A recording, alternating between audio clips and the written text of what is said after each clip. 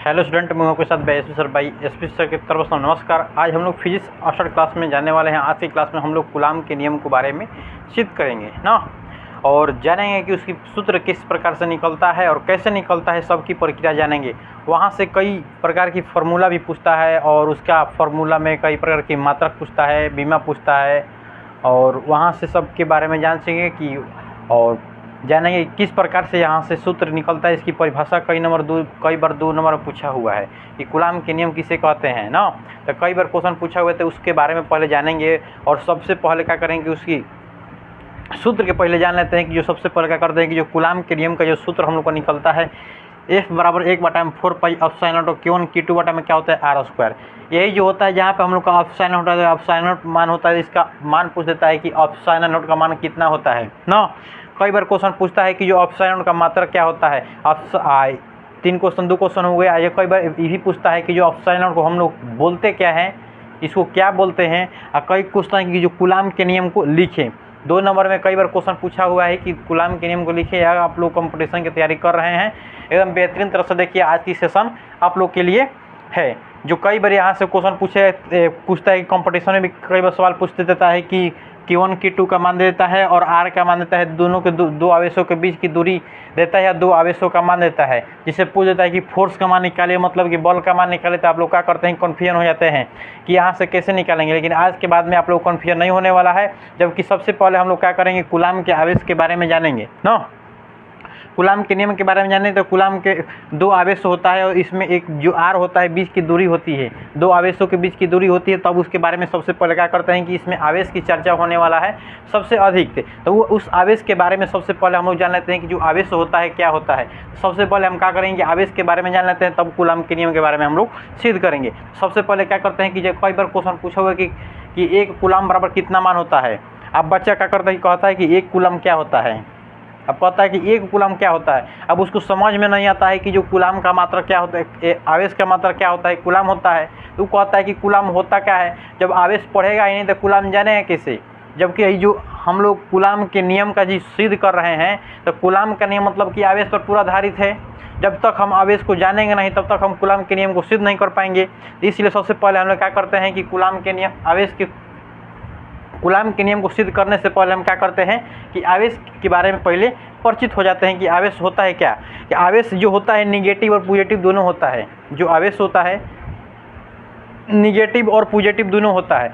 उसी को लेते हैं, निगेटिव लेते हैं या पॉजिटिव लेते हैं ना। आवेश 2 प्रकार के होता है, एक होता है ऋणात्मक, एक होता है धनात्मक। आवेश जो होता है 2 प्रकार की, एक होता है ऋणात्मक, एक होता है धनात्मक ना।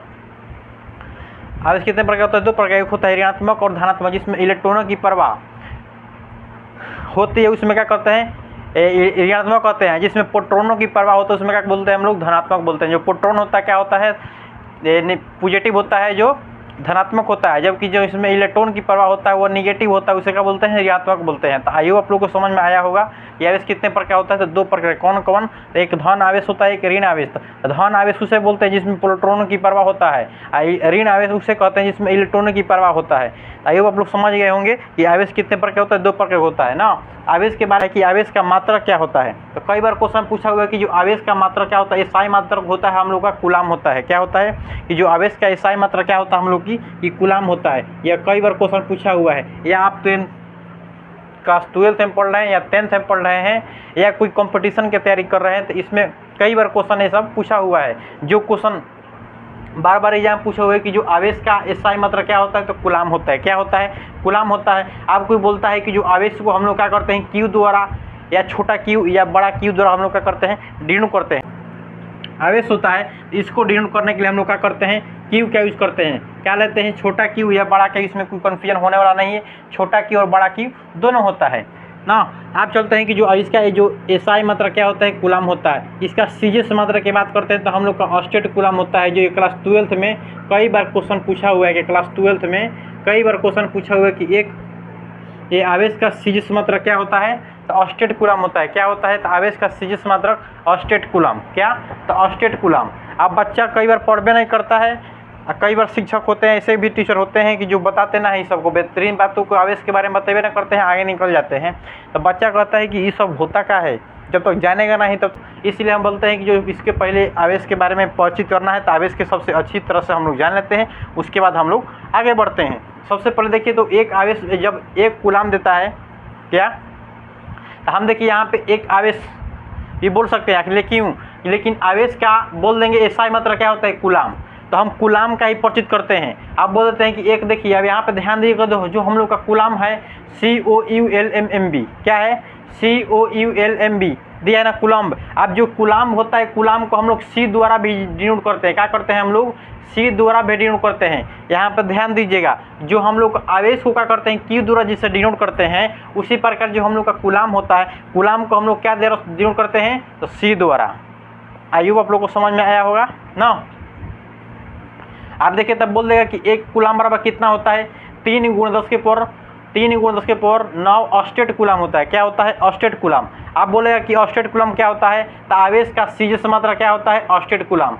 आवेश का सीजिस मात्रा क्या होता है ऑस्टेट कूलाम। जिस प्रकार बल का सीजिस मात्रा क्या होता है डाइन होता है, जिस प्रकार जो बल का सीजिस मात्रा क्या होता है डाइन होता है, उसी प्रकार आवेश का सीजिस मात्रा क्या होता है ऑस्टेट कूलाम होता है। तो आइए आप लोग को समझ में आया होगा। आप देखिए क्वेश्चन पूछ देगा जैसे ही क्या करता है कि बच्चा कॉन्फिडेंस कैसे होता है। आप जैसे यहाँ पे ऑस्टेट कूलाम लिखा है ना, आप करता है यहाँ पे ऑस्टेट लिखता है, क्या लिखता है एक ऑस्टेट। अब ये बोल देता है कि 1 ऑस्टेट कूलाम बराबर कितना कूलाम होता है। आप पूछेगा क्वेश्चन यहाँ से घुमाने के लिए कि 1 ऑस्टेट कूलाम बराबर कितना कूलाम होता है, बता दीजिए तो कितना हो जाएगा। आप क्या करेंगे, अब इधर 1 में क्या कर देंगे भागा दे देंगे, अब इसी को क्या कर देंगे इधर बगेट देंगे, तब बगेट देंगे तो कूलाम तो C होगा, C हो गया 1 का 1 हो गया। अब इसको क्या कर देंगे नीचे चल जाएगा, क्या होगा 3 × 10 के पावर क्या होगा 9, क्या हो गया 3 × 10 के पावर 9। ताइयो आप लोग को समझ में आया होगा। या हम इसको लिख सकते हैं ऐसे भी लिख सकते हैं कि 1/3 × 10 के पावर -9 कूलाम, ऐसे भी लिख सकते हैं ना। जब हम इसको नीचे है प्लस में, अगर इसको ऊपर बगे देंगे तो क्या हो जाता है माइनस में हो जाता है। जैसे ही ऊपर में जाता है क्या होता है माइनस होता है, माइनस हम लगा दिए यहाँ पे। 1/3 × 10 के पावर क्या होता है 1/3 × 10 के पावर -9 कूलाम। आई होप आप लोग को समझ में आया होगा। तो ये कई बार क्वेश्चन पूछा हुआ है, आप लोग देख लीजिए। अगर आपसे विश्वास नहीं है तो कई बार कि क्वेश्चन में उठाइए, प्रीवियस क्वेश्चन उठाइए और देख लीजिए उसमें कई बार क्वेश्चन या पूछा हुआ है कि नहीं, देख लीजिए वहाँ से आपको याद पड़ जाएगा ना। आप देखो हो गया, तो इसके बारे में तो हम लोग जान लिए एकदम बेहतरीन तरह से जान लिए। तो आप कई बार पूछता है कि 1 कूलाम बराबर कितना MU बोलता है, क्या बोल देता है कि 1 कूलाम बराबर कितना MU होता है EMU। क्या बोल देता है 1 कूलाम बराबर कितना MU होता है, इसको भी आप लोग लिख लीजिए, सब लोग को लिख लीजिए। 1 कूलाम बराबर कितना MU होता है 1/10 EMU होता है। क्या होता है EMU होता है। 1 कूलाम बराबर कितना MU होता है EMU बराबर ना 1 कूलाम बराबर 1 कूलाम बराबर 1/10 EMU होता है ना। अब अगर पूछ लेगा आप लोग से 1 MU बराबर कितना होगा तो 10 कूलाम। क्या बोल सकते हैं 1 MU बराबर 1 MU बराबर क्या ले सकते हैं तो 10 कूलाम ले सकते हैं ना, बताइए तो। अब इसमें कोई दिक्कत नहीं, इसको फट कर लिए आप लोग उतार लीजिए ना। हम साइड हटते हैं, आप लोग पर्दे उतार लीजिए।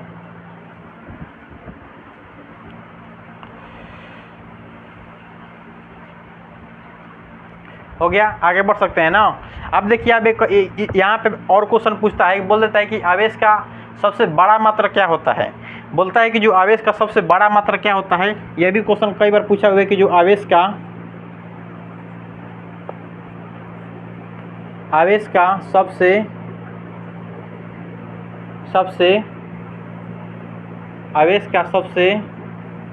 बड़ा मात्रा, आवेश का सबसे बड़ा मात्रा क्या होता है फेराड होता है। क्या होता है फेराड होता है। क्या होता है फेराड होता है, ड होता है ना फेराड। क्या होता है फेराड। इसे हम लोग F द्वारा क्या करते हैं सूचित करते हैं, इसे हम लोग F द्वारा सूचित करते हैं। क्या होता है फेराड होता है ना। याद रखिएगा कि जो फेराड होता है इसे हम लोग F द्वारा सूचित करते हैं। आप बोले कि आवेश का सबसे बड़ा मात्रा क्या होता है तो फेराड होता है। क्या होता है आवेश का सबसे बड़ा मात्रा फेराड होता है। इसे हम लोग F द्वारा सूचित करते हैं। क्या द्वारा F द्वारा हम लोग सूचित करते हैं। आप कई बार क्वेश्चन पूछता है कि 1 फैराड बराबर कितना कूलाम होता है। आप देखिएगा यहाँ पर ध्यान दीजिएगा 1 फैराड क्या होता है, हम F लिख देंगे तो समझ जाइएगा ना। F बराबर क्या हो जाएगा 96,500 कूलाम। क्या होता है दिखाई दे रहा है ना, ऊपर लिख दे इसको, यहाँ पे लिख देते हैं ना। देखिए यहाँ पे एक फैराड बराबर कितना होता है 96,500 कूलाम। क्या होता है 96,500 कूलाम। सी लिख दिए हैं, सी के मतलब कूलाम हुआ ना। ध्यान दीजिए कि सी के मतलब क्या हुआ, कूलाम हुआ। एक फैराड बराबर कितना हुआ 96,500 कूलाम। अब यहीं से आपसे घुमा देगा, क्या घुमाएगा देखिएगा, आप पूछ देगा कि एक कूलाम बराबर क्या देगा, एक कूलाम बराबर कितना फैराड तक, इसको बकेट दीजिए। एक क्या होगा, एक बटा में कितना होगा 96,500, क्या हो गया फैराड हो गया 96,500। एक क्वेश्चन एकदम बेहतरीन क्वेश्चन है, ठीक मार लीजिएगा VVI ना, ठीक मार लीजिएगा। जितना क्वेश्चन है कई बार एग्जाम में पूछा हुआ, सब लड़ा हुआ है। क्वेश्चन बैक उठाइए और फिर भी से देखिए, एकदम लाइन बाई लाइन टिक मारते चलिए, सब मिल जाएगा। इसमें जितना ही लिखवाएं उतना सब मिल जाएगा, कई बार क्वेश्चन पूछा हुआ है ना। कितना होगा एक कूलाम बराबर 1/96,500 कूलाम। क्या होगा एक कूलाम बराबर 1 में 96,500 फैराड ना। जब कूलाम पूछेगा तो फैराड में होगा, जब फैराड पूछेगा तो कूलाम में होगा ना। इसको ध्यान दीजिएगा, हो गया ना। आप कई बार देता है माइक्रो में देता है ना, मिली में देता है, माइक्रो में तो नैनो में देता है। तो लिख लीजिए कि एक माइक्रो बराबर 1 मिली। सबसे पहले लिखिए 1 मिली, क्या लिखेगा 1 मिली कूलाम बराबर ना। फिर उसके बाद 1 मिली के बाद क्या लिखेगा माइक्रो, 1 माइक्रो कूलाम। ये भी क्वेश्चन पूछा हुआ है, 1 माइक्रो कूलाम बराबर कितना होता है, 1 नैनो दे देगा, क्या दे देगा 1 नैनो कूलाम दे देगा, 1 नैनो कूलाम दे देगा। अब देने के बाद दे देता है 1 पिको, क्या देता है 1 पिको कूलाम बराबर। अब क्या होता है कि देखो मिली के मतलब क्या होता है 10 के पावर -3, 10 के पावर क्या होता है -3, क्या हो जाएगा कूलाम हो जाएगा ना। अब दे देगा, देखिए यहाँ पर ध्यान दीजिएगा, अब बोला है कि 1 माइक्रो बराबर, तो माइक्रो के बराबर होता है कि 10 के पावर -6, क्या होता है 10 के पावर -6 होता है ना। क्या होता है 10 के पावर -6 कूलाम। आप ध्यान दीजिएगा 1 नैनो, नैनो का मतलब होता है 10 के पावर 9, 10 के पावर क्या होगा -9 कूलाम। क्या होता है 10 के पावर -9। अब पिको के मतलब होता है 10 के पावर -12, क्या होता है 10 के पावर -12। ये क्वेश्चन कई बार पूछा हुआ है कि 1 माइक्रो है, जो माइक्रो होता है ना, जब न्यूमेरिकल सवाल बनेगा ना तो कई बार देगा कि 1 माइक्रो कूलाम बराबर कितना हो जाएगा, तो 10 के पावर का होगा -6 कूलाम ना। देगा कि 10 माइक्रो कूलाम का 2 आवेश है, इसे देगा 10 माइक्रो कूलाम का 2 आवेश है। देखिएगा आप 2 आवेश बोला है सीधे, 10 माइक्रो कूलाम बोलेगा, क्या बोलेगा ऐसे देता है। माइक्रो को हम लोग इसके द्वारा सूचित करते हैं, क्या करते हैं कि माइक्रो को, आप देखिए माइक्रो को जैसे 10 कूलाम देगा ना, 10 माइक्रो कूलाम दे देगा। अब माइक्रो को हम लोग किसके द्वारा सूचित करते हैं, तो ऐसा होता है। माइक्रो कैसा होता है, ऐसा होता है। इसको आप लोग ध्यान दीजिएगा ना, माइक्रो को देख लीजिए ऐसा होता है ना। नैनो को हम लोग एन द्वारा सूचित करते हैं, नैनो का बोलते हैं एन द्वारा सूचित करते हैं ना। पिको का PI देगा, क्या देगा PI, CO भी देता है ना। मिली क्या होता है, मिली क्या देता है, मिली भी देता है ना। माइक्रो का ऐसा होता है और नैनो का एन होता है। इसको सबसे पहले आप लोग उतार लीजिए, ये स्क्रीनशॉट ले लीजिए, हम आगे बढ़ते हैं ना। ताइए आप लोग को स्क्रीनशॉट ले लिए होंगे, हम आगे बढ़ सकते हैं ना। अब हम लोग चलते हैं आवेश के बारे में, मतलब कि कूलाम के नियम के बारे में समझ लेते हैं कि आवेश के बारे में तो एकदम बेहतरीन तरह से जान लिया। आप चलते हैं कूलाम के नियम को सिद्ध कर देते हैं अच्छी तरह से ना, अच्छी तरह से हम लोग कूलाम के नियम को सिद्ध कर देते हैं, उसके बाद आगे बढ़ेंगे। अब इसको हम मिटा देना, बताइए तो स्क्रीनशॉट ले लिए होंगे आप लोग, जहाँ तक उम्मीद होगा। अब हम इसको मिटा देते हैं, आवेश के बारे में जान लिए। हम लोग को सिद्ध क्या करना है, F बराबर 1/4πε0 Q1 Q2 बटा में क्या होता है R²। हमको यही सिद्ध करना है ना। अब ध्यान दीजिएगा, हमको सिद्ध करना है क्या, कूलाम के नियम, क्या कूलाम का नियम, ये सिद्ध करना हम लोग को कूलाम के नियम। आप ध्यान दीजिएगा, अब जिस प्रकार हम समझाएंगे उस प्रकार से आप लोग को समझना होगा ना। कहें कि आप जा रहा है मेन पॉइंट पे जा रहा है। अब देखिएगा सबसे पहले क्या करता है, 2 आवेश होता है। क्या होता है, 2 आवेश होता है। मान लेते हैं क्या होता है Q1 होता है, क्या होता है Q2 होता है। इन दोनों के बीच की दूरी क्या होता है, बीच की दूरी क्या होती है, दोनों के बीच की दूरी R होती है ना। अब इन दोनों के बीच क्या होता है, फोर्स लगता है। क्या लगता है, फोर्स लगता है। क्या लगता है, फोर्स। उस फोर्स होता है मतलब F हो जाता है। दोनों के बीच क्या लगता है, फोर्स लगता है। जब 2 आवेश लेते हैं, जिससे 2 आवेश रहता है, तो उन 2 आवेश के बीच क्या होता है, फोर्स लगता है। तो वहीं यहाँ पे फोर्स लगा दिए। इन दोनों आवेशों के बीच की दूरी क्या लिए हैं हम लोग, R लिए हैं। क्या लिए हैं, आर ले लिए हैं। तो अब हम लोग जानते हैं, आगे बढ़ते हैं ना। चलिए आगे बढ़ते हैं, हम लोग आगे बढ़ते हैं अब लोग ना। देखिए अब कूलाम के बारे में हम लोग को जानना था एकदम अच्छी तरह से। तो कूलाम के नियम के बारे में जानते हैं कि कूलाम के नियम यही बताता है कि दो आवेशों के बीच क्या, देखिएगा ध्यान दीजिएगा कि दो आवेशों के बीच लगने वाला आकर्षण तथा विकर्षण बल। आप ध्यान दीजिएगा, अब इधर से हो गया Q1 हो गया आवेश, इधर से हो गया Q2। अभी बोल रहा है कि दो आवेशों अगर समान आवेश होता है तो दोनों होता है। जब अगर हम दो समान आवेश लेते हैं तो दो समान आवेश के बीच क्या होता है, विकर्षण होता है। क्या होता है, विकर्षण होता है। अगर दो असमान आवेश मतलब कि भिन्न भिन्न आवेश लेते हैं तो दोनों के बीच क्या होता है, आकर्षण होता है। जब समान आवेश लेते हैं दोनों के बीच क्या होता है, विकर्षण होता है। जबकि अगर दो समान आवेश लेते हैं तो दोनों के बीच क्या होता है, आकर्षण होता है ना। आदित्य आप लोग को समझाते हैं और ध्यान दीजिएगा कि अगर आप लोग को एक एग्जाम्पल देकर समझाएंगे तो वहाँ से समझ में आ जाएगा। ऐसे एक फीमेल लेते हैं और एक मेल लेते हैं। जब फीमेल और मेल के दोनों के बीच में क्या होता है, एट्रैक्शन होता है, मतलब कि आकर्षण होता है। एक फीमेल और एक मेल के बीच क्या होता है, एट्रैक्शन होता है। अगर हम दो फीमेल एक के साथ लेंगे तो उन दोनों के बीच अट्रैक्शन होगा। अगर दो फीमेल एक साथ लेंगे तो दोनों के बीच क्या होगा, विकर्षण होगा, मतलब कि अट्रैक्शन नहीं होगा, नहीं ना होगा। अगर या दो मेल ले लेंगे तो उन दोनों के बीच क्या होगा, विकर्षण होगा, एक मतलब का आकर्षण नहीं होगा। अगर हम एक फीमेल एक ले लेंगे मेल तो इन दोनों के बीच क्या होगा, आकर्षण होगा। आप समझ गए होंगे ना। आप देखिए उसी प्रकार यहाँ पे हम दो आवेश लेते हैं, क्या करते हैं, दो आवेश लेते हैं। तो पहला आवेश क्या होता है, Q1 होता है, दूसरा आवेश क्या होता है, Q2 होता है। तो इन दोनों के जो बीच की दूरी होती है, दोनों आवेशों के बीच की दूरी क्या होता है, R होता है। अभी I अपना फोर्स उत्पन्न कर रहा है, कौन, आवेश Q1 आवेश अपना उत्पन्न कर रहा है और Q2 क्या रहा है, अपना। तो इन दोनों के बीच क्या होता है, आकर्षण बल लग रहा है या विकर्षण बल लग रहा है।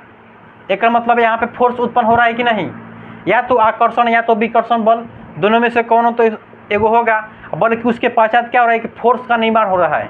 क्या, एक फोर्स के निर्माण हो रहा है। अगर हम समान आवेश लिए, अगर ऐसा निकलता है, क्या निकलता है, उसी प्रकार इसका परिभाषा निकलता है। इसकी परिभाषा के बारे में हम लोग जानते हैं। अब ध्यान दीजिएगा, इसी से हम निकाल लेते हैं कि दो आवेशों के बीच, ध्यान दीजिएगा कि जब हम दो आवेशों के बीच लगने वाला आकर्षण तथा विकर्षण बल, दो आवेशों के बीच लगने वाला आकर्षण तथा विकर्षण बल, उन दोनों आवेशों के गुणनफल के समानुपाती, क्या, उन दोनों आवेशों के गुणनफल के समानुपाती तथा इन दोनों आवेशों के बीच के दूरी के वर्ग के व्युत्क्रमानुपाती होता है।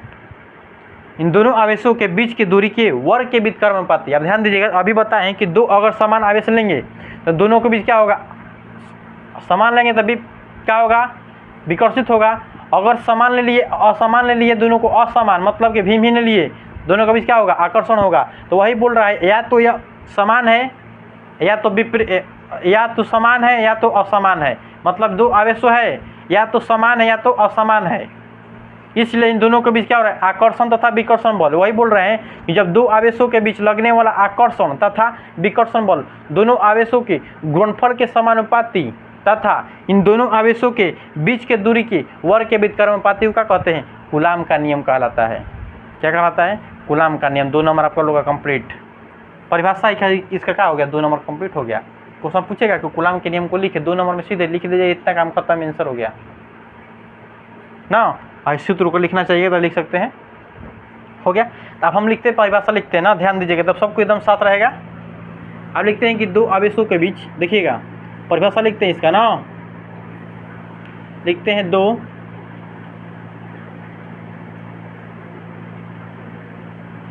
आवेशों के बीच, दो आवेशों के बीच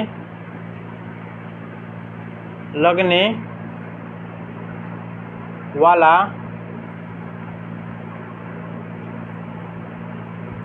आकर्षण तथा विकर्षण बल। अब देखिए, दो आवेशों के बीच लगने वाला आकर्षण तथा विकर्षण बल, दोनों आवेशों के, दोनों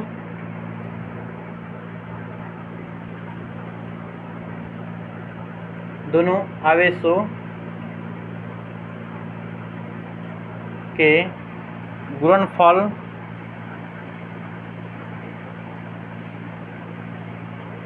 के समानुपाती तथा इन दोनों आवेशों के बीच इन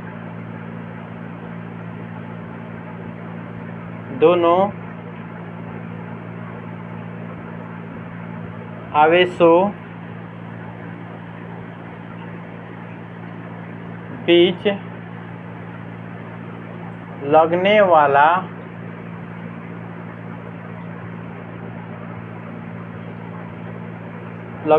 आकर्षण दो आवेशों के बीच लगने वाला दो आवेशों के बीच की दूरी दो आवेशों के बीच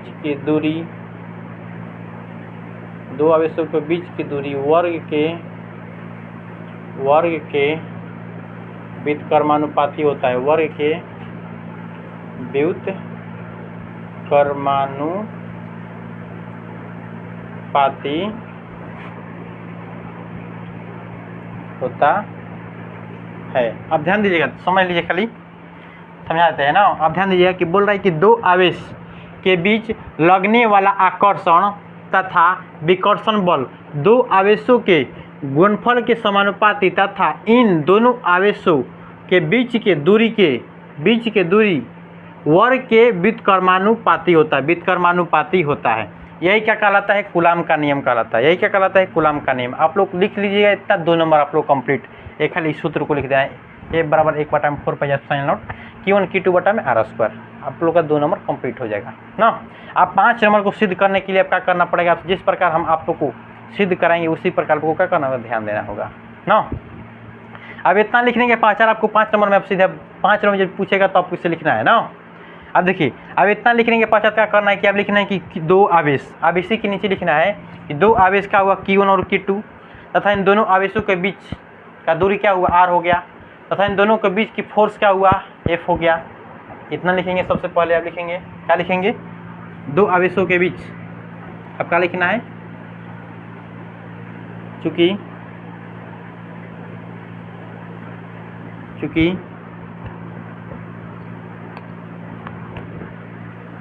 हम बोल देते हैं तो आप लोग लिख लीजिए। सबसे अच्छा हम लिखेंगे, ब्लैक बोर्ड भरेगा, आगे लिखेंगे। अब लिखिए दो आवेश लिखिए, दो आवेश Q1 तथा Q2 लिखिए। दो आवेश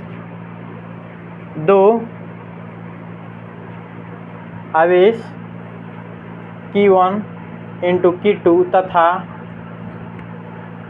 दो आवेशों के बीच की दूरी दो आवेशों के बीच की दूरी R हो तो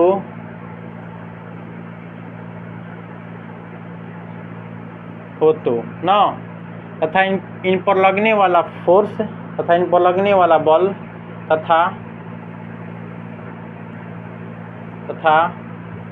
इन पर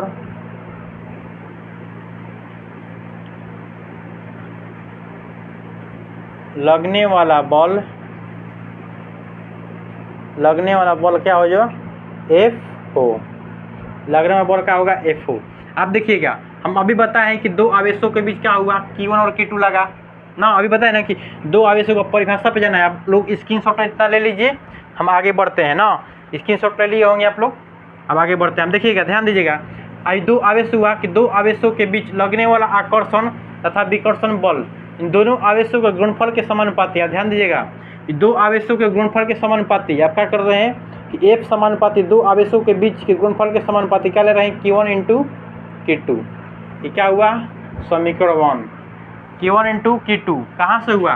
दो आवेश आकर्षण तथा विकर्षण बल दोनों आवेशों के गुणनफल के समानुपाती। गुणनफल हुआ ना, ये दोनों आवेशों के गुणनफल, इसके समानुपाती क्या आ गया? फोर्स आ गया। क्या हो गया? फोर्स आ गया ना। अब आगे बढ़ते हैं, देखिएगा। अब इसी के आगे बढ़ते हैं। तथा इन दोनों आवेशों के बीच की दूरी के वर्ग के व्युत्क्रमानुपाती क्या है? दूरी है। बीच की दूरी के वर्ग के व्युत्क्रमानुपाती क्या है? दूरी है। तो F समानुपाती क्या होगा? F समानुपाती 1/में में क्या होगा? R square. वर्ग के मतलब क्या होता है? स्क्वायर। वर्ग के मतलब क्या होता है? स्क्वायर। समझ लीजिएगा ना, वर्ग के मतलब क्या होता है? स्क्वायर। अभी हो गया। इस समीकरण का मान लेते हैं, इसको 2 मान लेते हैं। समीकरण इसको क्या मान लेंगे, 2 मान लेंगे ना। दिखाई दे रहा है इस समीकरण 2? नहीं दिखाई दे रहा है ना, तो आप लोग क्या करिए, सबसे पहले इतना आप लिख लिए होंगे, तो बोलिए तो हम मिटा सकते हैं, बताइए तो। ऊपर से मिटा देना। अब इतना लिख लिए होंगे तो हम आगे मिटा सकते हैं, और नहीं लिखे तो जल्दी स्क्रीनशॉट ले लीजिए, हम मिटाते हैं इसको ना।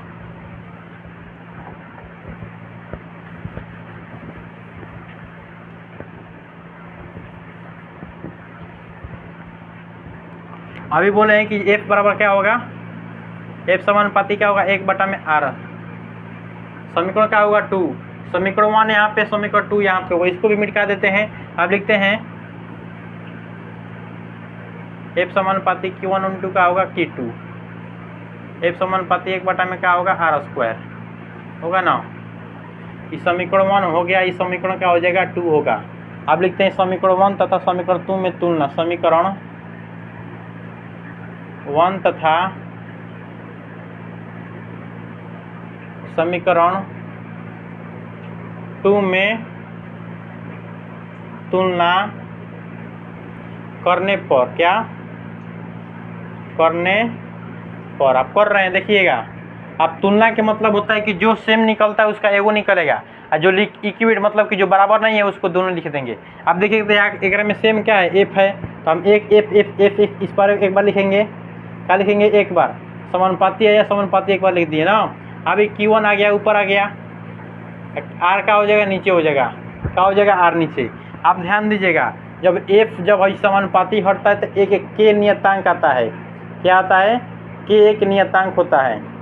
K क्या होता है, एक नियतांक होता है, समानुपाती नियतांक। लिख लीजिएगा, जहाँ K एक समानुपाती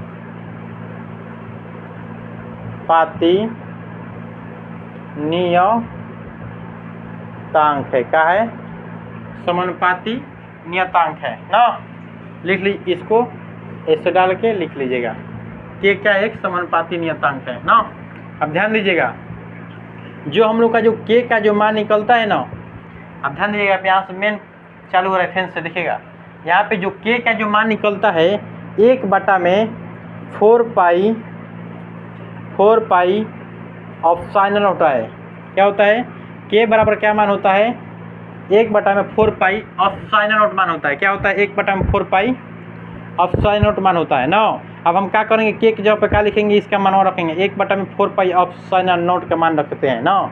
अब ध्यान दीजिएगा, इधर F है ना, इधर क्या है, F है। F बराबर क्या है, K की जगह पे क्या लिख देंगे, 1/4 पाई ऑप्साइनल नोट। क्या हुआ, ऑप्साइनल नोट। इधर क्या है, गुणे Q1 इंटू Q2 बटा में क्या हुआ, r²।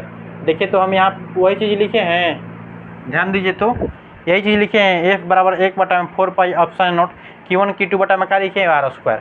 वहाँ पे भी यही लिखे हैं, 1/4 पाई ऑप्साइनल नोट Q1 Q2 बटा में क्या हुआ, r²। सिद्ध हो गया ना, बताइए तो। 5 नंबर आप लोगों का कंप्लीट हो गया, 5 नंबर आप लोग का कंप्लीट।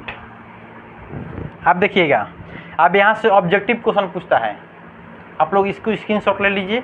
हम इसको मिटाना है, थोड़ा सा और बात करना है, 5 मिनट की और बात करना है, ध्यान दीजिएगा। इसको स्क्रीनशॉट ले लिए होंगे, जहाँ तक उम्मीद है हमारी ना। अब इसको हम क्या करते हैं, मिटा देते हैं इसको। देखिएगा, अब ध्यान दीजिएगा, इतना में हम लोग काम सब बन जाएगा ना।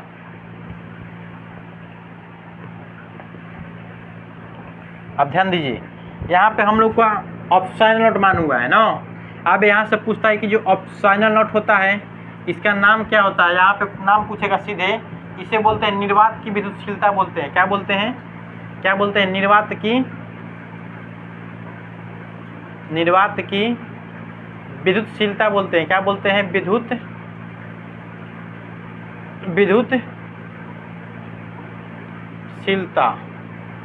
आप देखिएगा, हम जो भी क्वेश्चन अब लिखेंगे यहाँ पे, अभी जो भी लिखने जा रहे हैं, अभी लिख रहे हैं, देखो एगो लिख दिए। एक क्वेश्चन कई बार पूछा हुआ है, जो भी यही लिख दिए, समझ लो कई बार क्वेश्चन में लड़ा हुआ है, हर एक साल भी लड़ जाता है कभी काल। ध्यान दीजिएगा, यहाँ पे अगर यह 23 में पूछा होगा तो 24 में लड़ सकता है, अगर 24 में पूछा तो 25 में लड़ जाएगा। अभी अगर 25 में क्वेश्चन पूछा होगा, संभावना है कि 25 में लड़ेगा। क्या है कि क्वेश्चन पूछेगा ही नहीं, हम भविष्यवाणी नहीं बोल रहे हैं कि लड़बे करेगा, हो सकता है आ जाएगा, नहीं भी आएगा। अगर 23 में पूछा होगा तो 24 में पूछा होगा, अगर 24 में हो गया तो 25 में पूछागा ना, या तो 21 में पूछा होगा तो सीधे 25 में रहेगा, या तो 23 में पूछा होगा तो सीधे लगेगा 25 में। क्या होता है कि 1 साल के गैप भी डाल के बीच में पूछ देता है ना, यहाँ पर ध्यान दीजिएगा। आप इसको बोलते हैं, आप देखिएगा यहाँ पे ध्यान देना होगा कि जो 1/, में देखिएगा 1/, में 4 पाई, ध्यान दीजिएगा 1/, में 4 पाई जो ऑप्शनल लिखे हैं ना, इसका जो मान होता है 9 गुणे 10 के पावर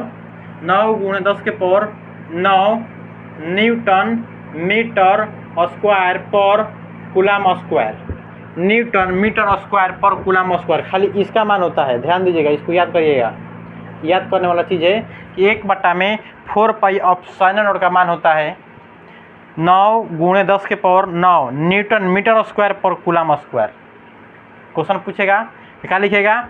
9 गुणे 10 के power 9 newton metre square per coulomb square. अब मात्रा पूछेगा तो क्या बोलेंगे? Newton metre square per coulomb square ना। अब देखिएगा, आप पूछेगा कि विद्युतशीलता का अगर पूछेगा यहाँ पे, आप देखिएगा ये बोलेगा कि विद्युतशीलता की जो मान क्या होता है, विद्युतशीलता की मान क्या होता है ना, विद्युतशीलता की मान क्या होता है आप ध्यान दीजिएगा। इसका जो मान होता है 8.85 गुणे 10 के पावर -12 कूलम स्क्वायर पर न्यूटन मीटर स्क्वायर होता है। क्या होता है? 8.85 गुणे 10 के पावर -12 कूलम स्क्वायर पर न्यूटन मीटर स्क्वायर। कई टीचर क्या करते हैं कि इतना ही खाली सूत्र को सिद्ध कराते हैं, इस सब सूत्र को छोड़ देते हैं यही क्वेश्चन एग्जाम में पूछेगा तो कैसे मारिएगा बताइए? तो कैसे मारिएगा बताइए? हमको इतना ही बता दीजिए तो कैसे मारिएगा? जब बेसिक चीज़ मालूम नहीं रहेगा, खाली उड़ा कर ले जाने से होता है। बताइए,